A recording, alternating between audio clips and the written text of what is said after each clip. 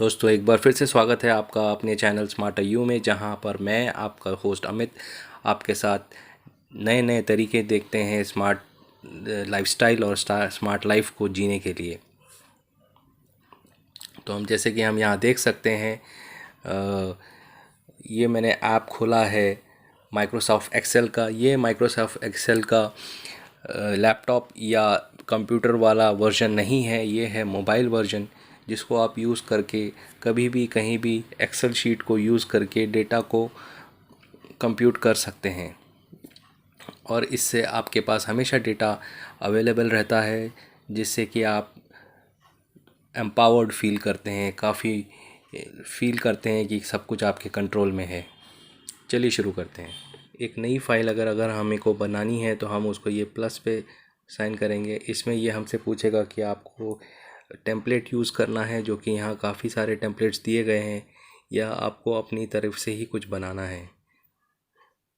तो अगर ये टेम्पलेट्स आप यूज़ करेंगे, जैसे कि आप यहाँ देख सकते हैं, पहले ये टेक अ टूर भी बोल सकता है, आप उसमें जाके देख सकते हैं कैसा होगा। अगर आपको लिस्ट बनानी है तो आप ये टेम्पलेट यूज़ कर सकते हैं, मेक अ लिस्ट। इसमें आप इस तरह से डेट डालेंगे और नीचे अपने अपडेट्स आप डालते जाएंगे और उस फॉर्मेट में आते जाएगा और आइटम्स आते जाएंगे। फिर यहाँ पर नोट्स आप लिख सकते हैं, किस डेट पे क्या नोट्स। तो उस हिसाब से अगर आपको एक लिस्ट बनानी है, टास्क और टाइटल भी आप ऊपर आप दूसरा ले सकते हैं, टोटल लिस्ट। एक लिस्ट का आपको टोटल लेना है तो आप ये टेम्पलेट यूज़ करेंगे। अगर आपको ट्रैक माई टास्क करना है, आपको अपने क्या क्या टास्क किए हैं, तो आप ये टेम्पलेट यूज़ कर सकते हैं। उसी तरह मैनेज माई मनी, तो मनी के लिए अगर आप हिसाब किताब रखना चाहते हैं तो आप वो भी इस टेम्पलेट से कर सकते हैं। पर्सनल बजट अगर रखना चाहते हैं, कितना परसेंट कहाँ खर्च हो रहा है, कैसे हो रहा है, तो वो भी आप इस टेम्पलेट्स के थ्रू कर सकते हैं, जो कि आपके सामने है। फैमिली बजट के लिए अलग तरीके का टेम्पलेट बनाया गया है। तो काफ़ी अच्छी तरह से इस ऐप ने आपके फाइनेंसेस को या आपके कैलकुलेशंस को एक जगह इकट्ठा किया है। मॉर्गेज लोन्स कैलकुलेटर, तो वो भी आप इस template, college course manager, college comparison tracker, household organiser, weekly assignment schedule, daily schedule, invoice, travel expense tracker, trip planner, gift planner, workout log, video game tracker. तो ये काफ़ी चीज़ें हैं जो आप कर सकते हैं।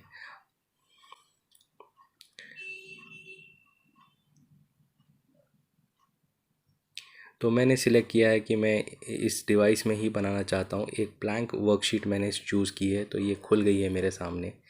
तो मैं यहाँ पर फ्री हूँ, बिना किसी टेम्पलेट के अपने मन से जो भी मुझे डिटेल चाहिए, जो रोज़ में मैं रखना चाहता हूँ मैं रख सकता हूँ, जो कॉलम्स में रखना चाहता हूँ वो मैं रख सकता हूँ। तो मैं ज़ूम इन ज़ूम आउट अपने दो उंगलियों से कर सकता हूँ। आप देख सकते हैं यहाँ परसेंटेजेस सामने डिस्प्ले हो रहे हैं। तो ये साइज़ मेरे लिए ठीक लग रहा है, जैसे कि 57% पे मैंने रखा है, तो ये मुझे कंफर्टेबल लग रहा है, तो इस पे रख लिया मैंने। अब कॉलम ए में अगर मैं ये कुछ लोगों का नाम लिखना चाहूँ, तो मैं कॉलम, आप जैसे देख रहे हैं A1 सेल में वो है, तो मैं उस सेल को जाके अगर डबल क्लिक करता हूँ तो नीचे से QWERTY कीपैड खुल जाता है, जिसमें कि नंबर्स भी हैं और अल्फ़ाबेट्स भी है। तो इसमें अगर मैं एक लिखता हूँ NAMES,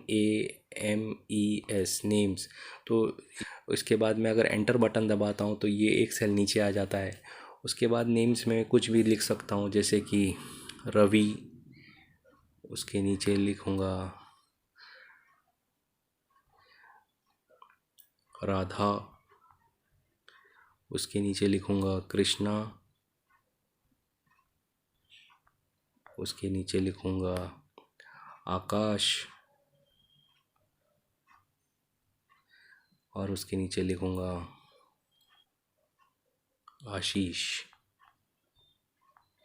तो ये कुछ नाम मैंने लिख लिए हैं जो कि एक कॉलम ए में आए हैं। अगर आप चाहते हैं, अरे मैं तो भूल गया, इसमें मुझे एक कॉलम ऐड करना था जहाँ सीरियल नंबर भी डालना, तो आपको सिर्फ इतना ही करना है कि इस सेल के बाजू में ऐसे शीट को सिलेक्ट, इस कॉलम को सिलेक्ट किया और फिर इंसर्ट ऊपर अगर दिखेगा आपको तो आप इंसर्ट करेंगे तो उसके लेफ़्ट में एक और कॉलम खुल जाएगा। अब आप कर सकते हैं कि इसको आप ऐसे उस पर टिक करेंगे A1 पे तो आप वहाँ पे सीरियल नंबर लिख सकते हैं। उसके लिए फिर से आपको सेल के अंदर जाना पड़ेगा, वहाँ पर आपको डबल क्लिक करने से serial number SR.NO serial number हो गया। तो आपने देखा हमने कैसे एक कॉलम ऐड कर लिया।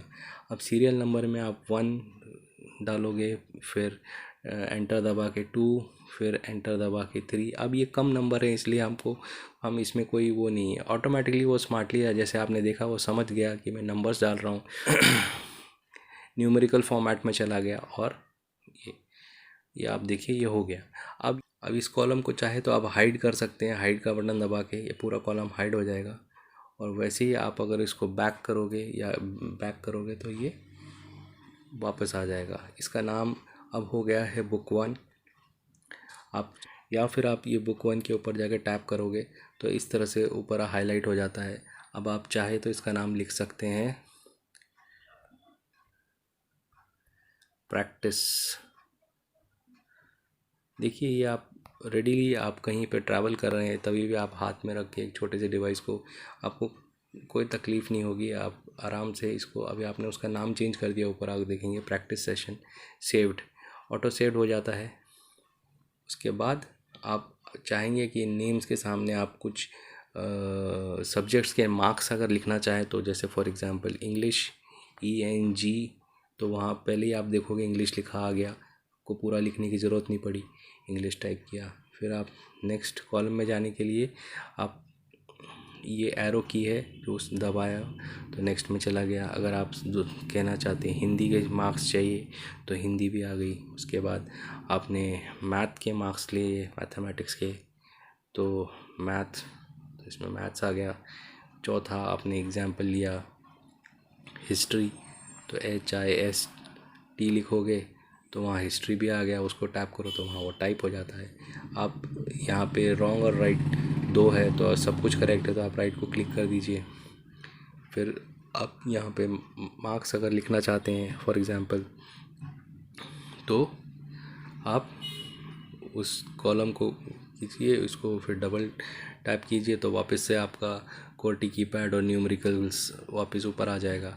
अब यहाँ समझो इन्होंने ये मार्क्स आउट ऑफ 10 है तो आप इसमें लिख दीजिए 5, एंटर 6, एंटर 2, एंटर। स्मार्टली देखिए उसने वापस न्यूमेरिकल पे चला गया। और इसी तरह आप अभी हिंदी और रवि के सामने चले जाए तो हिंदी में रवि को इतने मिले हैं और राधा को इतने मिले हैं। इसी तरह स्मार्टली वो फिर से शायद चला भी जाए, वापस देखिए 2-3 देखने के बाद वो चला भी जाता है। उसके बाद फिर मैथ पे आप चले जाइए, वहाँ पे फिर मार्क्स आप जैसे ही टाइप करेंगे तो स्मार्टली न्यूमेरिकल्स पे चला जाएगा। वो जज करता है कि आप क्या कर रहे हैं, उस एक्टिविटी को जज करता है और फिर अपनी तरफ से सजेशन दे देता है। और बहुत से केसेस में वो सजेशन हमको पसंद भी आ जाता है तो हमारी मेहनत बच जाती है। इस तरह से आपने इनके ये सब कर लिए। तो आपने यहाँ देखिए बैठे बैठे आपने एक एक्सेल शीट बना ली और इस एक्सेल शीट में आप ये मार्क्स डाल दिए। अगर मैं अब इसको जूम करूँ तो मैं देख पाऊँगा कि कृष्णा को इंग्लिश में 2, इधर ऐसे करके आप इसको बॉर्डर्स भी, लाइंस को कलर्स भी दे सकते हैं।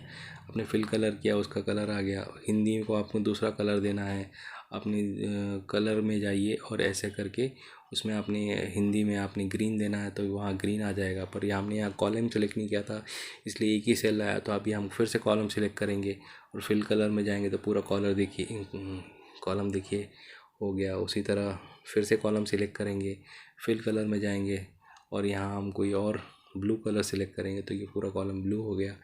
देखिए कितना अट्रैक्टिव हो गया है और कितना यूज़फुल आगे जाके हम देखेंगे कितना यूज़फुल भी हो जाता है। ये हो गया। इसके बाद अगर हमको ये पूरे इसको ग्रिड भी देना है तो हम इसको पूरे को सिलेक्ट करेंगे, ऐसे ऐसे करके ऐसे, और इसको पूरा यहाँ तक सिलेक्ट कर लेंगे। अब हम इसको बॉर्डर्स में जाएंगे। पहले हम इसको पूरे को एक क्योंकि ये हमको तो लाइंस दिख रही हैं पर एक्चुअली प्रिंट आउट में लाइन नहीं आएगी, इसलिए हम पहले वाले को सिलेक्ट करेंगे तो पूरी की पूरी लाइंस आ गई है, आपने नोटिस किया होगा।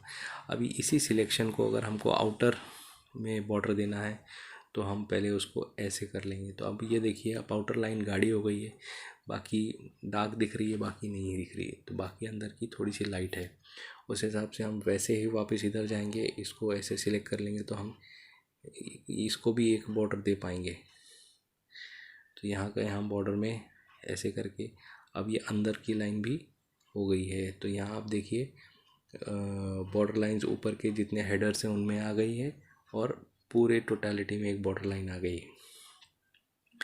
इस तरह अभी हम इसमें फ़ॉन्ट्स जो हैं, जो उनका साइज़ भी हम चेंज कर सकते हैं। जैसे कि इधर इसमें सबका फ़ॉन्ट का साइज़ 11 है, तो हम उसको 11 से 10 पे भी ला सकते हैं। तो आप देखिए फ़ॉन्ट छोटा हो गया। दूसरे में गया, हमको लगा नहीं इसके फ़ॉन्ट हमको 12 करना है तो हम 12 भी कर सकते हैं। तो देखिए ये फ़ॉन्ट छोटे हो गए, ये फ़ॉन्ट बड़े हो गए। तीसरे में आप जाएंगे, आपको लगा नहीं फ़ॉन्ट और भी छोटा चाहिए मुझे, तो आप उसको 8 भी ले सकते हैं। देखिए कितना छोटा हो गया। और चौथे को आपने नॉर्मल पे रखा। अब आपको लग रहा है कि फ़ॉन्ट को मुझे सेंटर में लेना है तो फिर से सिलेक्ट कीजिए कॉलम को और ऐसे जाके इसको सेंटर में लीजिए, तो इंग्लिश और वो सब पूरा कॉलम सेंटर में आ गया। इसी तरह ये इसको भी आपको सेंटर में लेना है तो आप सेंटर में ले सकते हैं।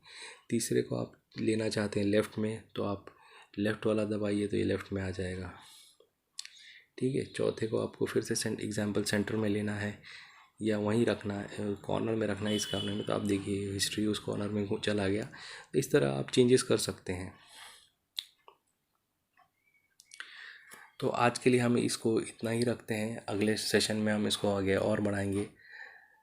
तब तक के लिए आप अपना ख्याल रखिए। धन्यवाद, मिलते हैं नेक्स्ट सेशन में। Please like, share and subscribe. आपके सब्सक्राइब करने से हमको मोटिवेशन मिलता है और आपको भी नोटिफिकेशन मिल जाएगा जो भी नए वीडियोस आएंगे। Thank you.